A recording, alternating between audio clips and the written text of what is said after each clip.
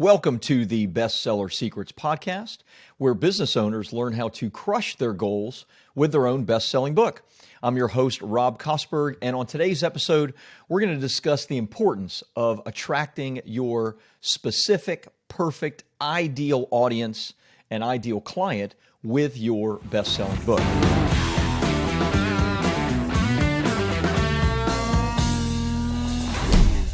Not long ago, I was speaking to a good friend of mine who is actually a pretty well-known speaker and best-selling author, national bestseller.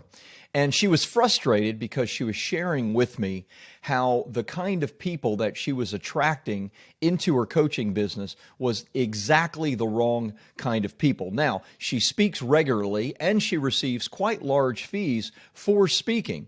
The problem is she's been pigeonholed into a certain type of speaking as well as a certain type of coaching because her book is attracting to her more newbie clients in her coaching space. That is the exact wrong kind of client. She is not as interested in working with newbie clients as she was in the very beginning. And so now, because that's who she's attracting, she sees her coaching business really struggling. So you need to make sure that you're very, very specific with the kind of book that you're writing because you are going to be using that book to attract your ideal client. It's similar to a Hollywood actor being stuck in a type of role. Maybe you hit it out of the park with your book, but if that book is not attracting to you the exact kind of customer that you want, you unfortunately are going to have a problem. So there are three big rules that we focus on with our clients when it comes to the hook, the title, the subtitle, and the content of their book to make sure that it is attracting the exact right kind of person. Rule number one, you need to be super narrow in the kind of person that you're trying to attract. This is actually the biggest mistake that most authors make. They think that going broad will enable them to reach more people, and by reaching more people, they'll sell more books. And perhaps that is true. If you have a really large audience and all you're trying to do is sell a lot of books, and you don't care who you're selling the books to, then of course, going broad is fine. But the reality is, if you're a business owner, if you're writing a nonfiction book, you need to be as specific as possible. My book, Publish, Promote, Profit, is a Wall Street Journal bestseller. It's sold about 75,000 copies, which that's pretty good.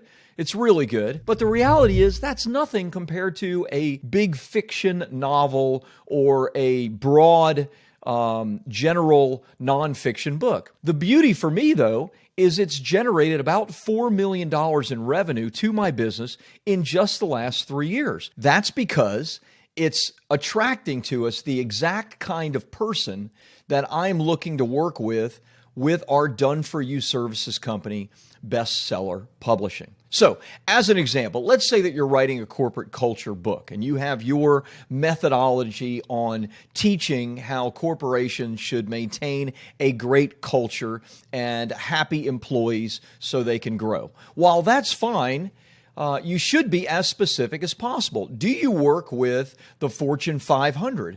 If you work with the Fortune 500, then perhaps a corporate culture book specific to Fortune 500 companies. Now, yes, small business owners may still buy that book, but the reality is you're really trying to attract the Fortune 500, the people that can write you really big checks for consulting gigs into your business, then speak to them directly. Or perhaps you're writing a corporate culture book that deals with supporting innovation. Maybe you deal with tech companies or those that are on the forefront of AI. Then write that. In other words, you can't be too narrow when trying to attract your ideal client. If your ideal client is somebody that is very, very specific to your business, then please, by all means, write to that person. Rule number two, don't just focus on demographics, focus on psychographics.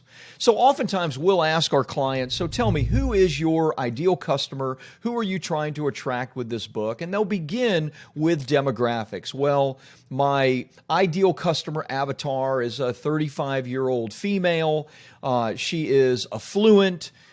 she lives in the Northeast, etc. If you're that specific with the demographics, fantastic. The reality is, though, psychographics are really more important. Psychographics talk about the attitude somebody has on certain subjects, their social status, their daily activities, their personality traits. These kinds of things are more important. Where you can find that person, the magazines that they read, the books that they read, the movies that they watch.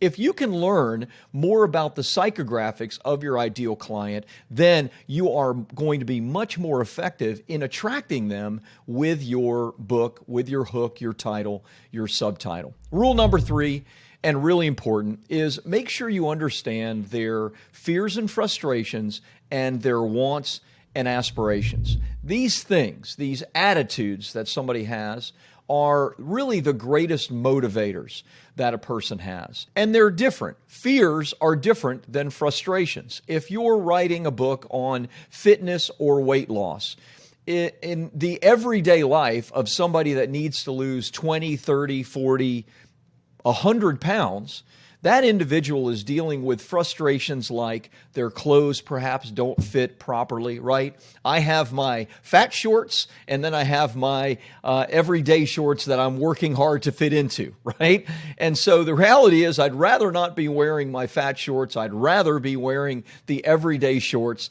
because my body is lean and because I am in good health and fitness. So there are frustrations that people feel, but those aren't fears. Fears are much deeper, right? Fears having to do with potential health concerns. Fears having to do with, will I be there to see my kids get married, my grandkids grow up, etc. Oftentimes, these are the real great motivators for change in somebody's life. The same is true with wants and aspirations. We have daily wants, but in a much bigger way, we aspire to something in our life. So think through, make a list. What are the fears and the frustrations of my ideal client? What are the wants and the aspirations of my ideal client? If you speak to those desires and those concerns, then you are going to attract the right person to your book and to your business.